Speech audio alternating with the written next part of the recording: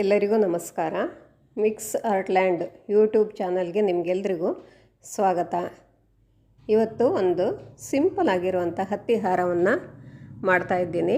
ಈ ಹಾರಕ್ಕೆ ಜಡೆಯನ್ನು ಸ್ವಲ್ಪ ಬೇರೆ ರೀತಿಯಲ್ಲಿ ಮಾಡ್ತಾಯಿದ್ದೀನಿ. ಹೂಗಳನ್ನು ಮಾತ್ರ ಹಿಂದಿನ ವಿಡಿಯೋದಲ್ಲಿ ತೆಗೆದುಕೊಂಡಿರೋದನ್ನೇ ಈ ವಿಡಿಯೋದಲ್ಲಿ ತಗೊಳ್ತಾ ಇದ್ದೀನಿ.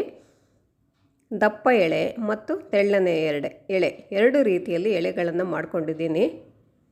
3 colour shining paper, red, blue ಮತ್ತು ಯೆಲ್ಲೋ. ಅದನ್ನು ಚಿಕ್ಕದಾಗಿ ಕಟ್ ಮಾಡಿ ಇಟ್ಕೊಂಡಿದ್ದೀನಿ. ಫೆವಿಕಾಲು, ಕಲರ್ ಸ್ಟೋನು, ಕತ್ತರಿ, 2 ಸೆಂಟಿಮೀಟರ್ ಕಾರ್ಡು, ದಾರ, ಇಷ್ಟನ್ನು ನಾನು ಇವತ್ತಿನ ವಿಡಿಯೋದಲ್ಲಿ ತಗೊಳ್ತಾ ಇದ್ದೀನಿ.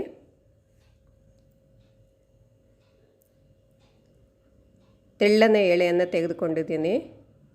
2 ಸೆಂಟಿಮೀಟರ್ ಕಾರ್ಡ್ನಲ್ಲಿ ಮಧ್ಯದಲ್ಲಿ ದಾರವನ್ನು ಇಟ್ಟು ಅದಕ್ಕೆ 16 ಸುತ್ತನ್ನು ಸುತ್ತಿ ಒಂದು ಹೂವನ್ನು ಮಾಡ್ತಾಯಿದ್ದೀನಿ. ಇದನ್ನು ನಾನು ಹಿಂದಿನ ವಿಡಿಯೋದಲ್ಲೂ ಕೂಡ ಈ ಹೂವನ್ನೇ ಯೂಸ್ ಮಾಡಿಕೊಂಡಿದ್ದೆ. ಈ ಹಾರಕ್ಕೆ ಜಾಸ್ತಿ ಹೂಗಳು ಬೇಡ, ಅದಕ್ಕೋಸ್ಕರ ನಾನು ಜಾಸ್ತಿ ಹೂಗಳನ್ನು ಮಾಡಿಕೊಂಡಿಲ್ಲ. ಪದಕಕ್ಕೋಸ್ಕರ ಒಂದು ಹೂವನ್ನು ಇಟ್ಟರೂ ಸಾಕು.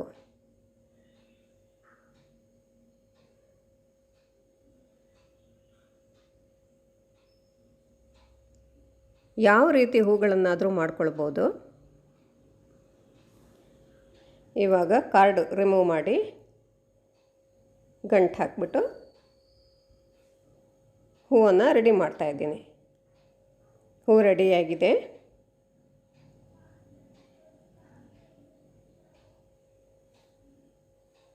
ಇವಾಗ ಯೆಲ್ಲೋ ಕಲರ್ ಶೈನಿಂಗ್ ಪೇಪರು ಚಿಕ್ಕದಾಗಿ ಕಟ್ ಮಾಡಿ ಇಟ್ಕೊಂಡಿರುವಂಥದ್ದನ್ನು ತಗೊಳ್ತಾ ಇದ್ದೀನಿ ಮತ್ತು ಫೆವಿಕಾಲ್.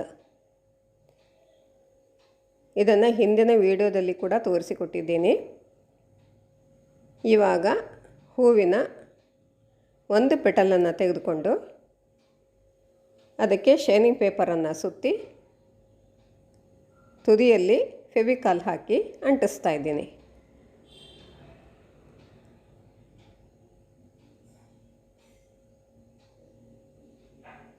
ಇದೇ ರೀತಿ ಪ್ರತಿಯೊಂದು ಪೆಟಲ್ಗಳಿಗೂ ಕೂಡ ಪೇಪರನ್ನು ಅಂಟಿಸಬೇಕು. ಇವಾಗ ನಾನು ಅಂಟಿಸಿರೋದಂಥ ಒಂದು ಹೂವನ್ನು ತಗೊಳ್ತಾ ಇದ್ದೀನಿ. ಅರ್ಧ ಭಾಗಕ್ಕೆ ಯೆಲ್ಲೋ ಕಲರು, ಇನ್ನು ಅರ್ಧ ಭಾಗಕ್ಕೆ ಬ್ಲೂ ಕಲರ್ ಪೇಪರನ್ನು ಅಂಟಿಸಿದ್ದೀನಿ.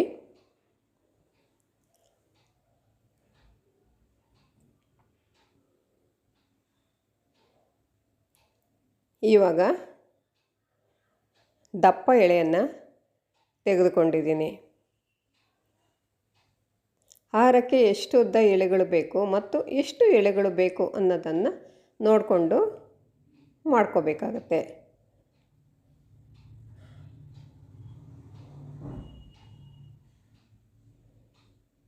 ನಾನು ಇಲ್ಲಿ 8 ಎಳೆಗಳನ್ನ ತಗೊಳ್ತಾ ಇದ್ದೀನಿ.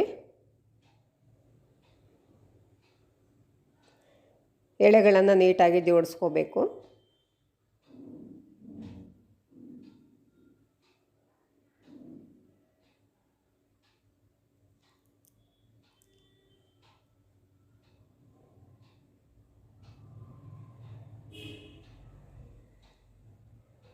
ಇವಾಗ ದಾರದಿಂದ ಗಂಟು ಹಾಕ್ತಾಯಿದ್ದೀನಿ.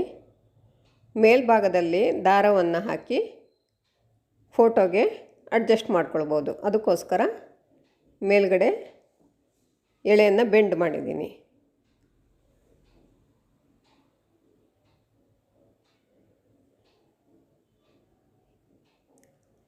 ಈಗ ಎಳೆಗಳನ್ನು ಒಂದೊಂದಾಗಿ ಸಪ್ರೇಟ್ ಮಾಡ್ಕೋಬೇಕು.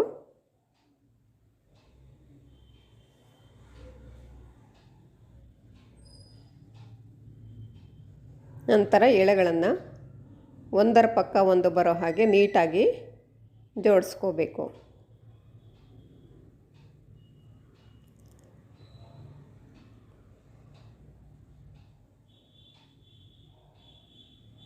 ನಾನು ಒಟ್ಟು 8 ಎಳೆಗಳನ್ನು ತೆಗೆದುಕೊಂಡಿದ್ದೀನಿ. ಎಳೆಗಳು ಸರಿ ಸಂಖ್ಯೆಯಲ್ಲಿ ಇರಬೇಕು, ಬೆಸ ಸಂಖ್ಯೆಯಲ್ಲಿ ಇರಬಾರ್ದು. 8, 10, 12 16 ಈ ರೀತಿ ಸರಿ ಸಂಖ್ಯೆಯಲ್ಲಿ ಎಳೆಗಳನ್ನ ತಗೊಳ್ಬೇಕಾಗತ್ತೆ.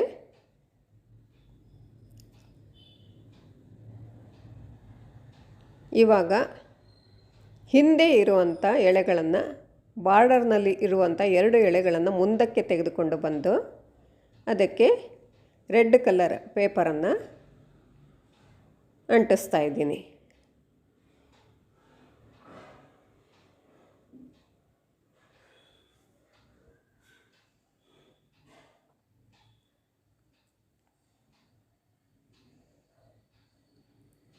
ಇವಾಗ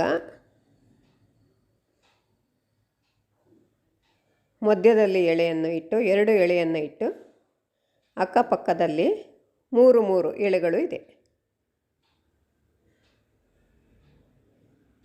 ಎಡಭಾಗದಲ್ಲಿ 3 ಎಳೆ ಮತ್ತು ಬಲಭಾಗದಲ್ಲಿ 3 ಎಳೆ. ಪ್ರತಿಯೊಂದು ಸಾರಿನೂ ಸ್ವಲ್ಪ ಇದೇ ರೀತಿ ಜೋಡಿಸ್ಕೋಬೇಕಾಗತ್ತೆ. ಇವಾಗ ಪುನಃ ಹಿಂದೆ ಇರುವಂಥ ಎಳೆಯನ್ನು, ಕೊನೆಯಲ್ಲಿ ಇರುವಂಥ 2 ಎಳೆಗಳನ್ನು ಮುಂದಕ್ಕೆ ತಂದು ಪುನಃ ಪೇಪರನ್ನು ಅದಕ್ಕೆ ಅಂಟಿಸ್ತಾ ಇದ್ದೀನಿ.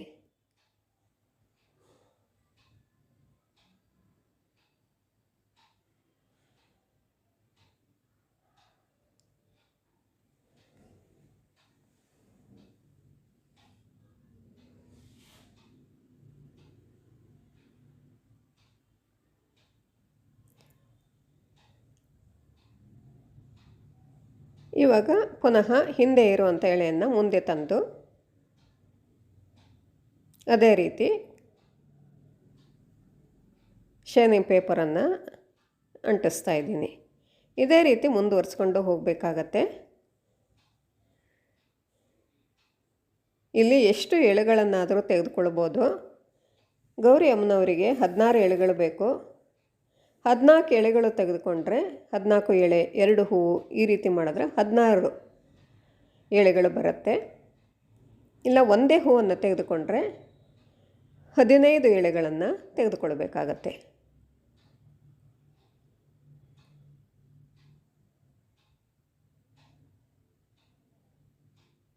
ಈಗ ಪುನಃ ಅದೇ ರೀತಿ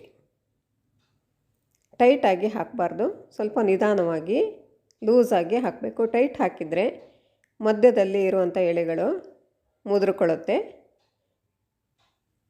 ಇದನ್ನು ಆಮೇಲೆ ಬಿಡಿಸ್ಕೋಬೋದು.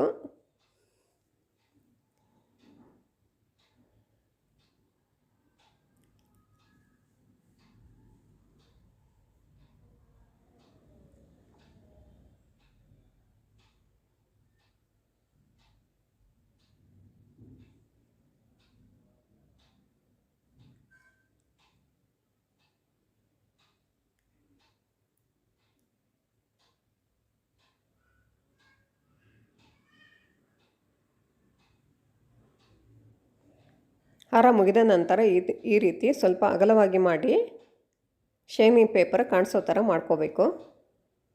ಇನ್ನು ಒಂದನ್ನು ಹಾಕಿ ತೋರಿಸ್ಕೊಡ್ತೀನಿ. ಈಗಾಗಲೇ ನಿಮಗೆ ಗೊತ್ತಾಗಿರುತ್ತೆ ಮಾಡೋದು. ಇನ್ನು ಒಂದನ್ನು ಹಾಕಿ ತೋರಿಸಿಕೊಡ್ತಾ ಇದ್ದೀನಿ.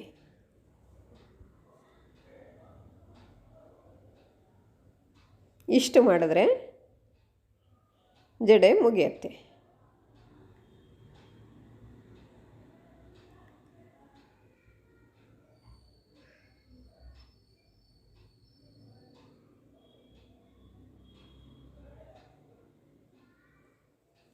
ಇವಾಗ ಜಡೆ ಮಾಡಿದ್ದೀನಿ.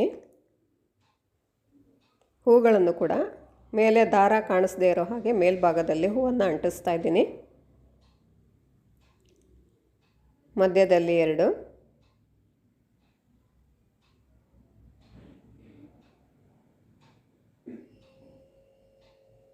ಒಂದೇ ಎಳೆಯಲ್ಲಿ ಹೂಗಳನ್ನ ಮಾಡ್ಕೊಂಡಿರೋದ್ರಿಂದ 1 ಎಳೆ ಲೆಕ್ಕಕ್ಕೆ ಬರುತ್ತೆ ಹೂವು. ಇನ್ನು 2 ಹೂಗಳನ್ನು ಅಂಟಿಸಿದರೆ 16 ಹೂಗಳಾಗತ್ತೆ. ಕೆಳಭಾಗದಲ್ಲಿ ಪದಕಕ್ಕೆ ಅಂಟಿಸ್ತಾ ಇದ್ದೀನಿ. ಇಲ್ಲಿಗೆ ಹಾರ ಮುಗಿದಿದೆ.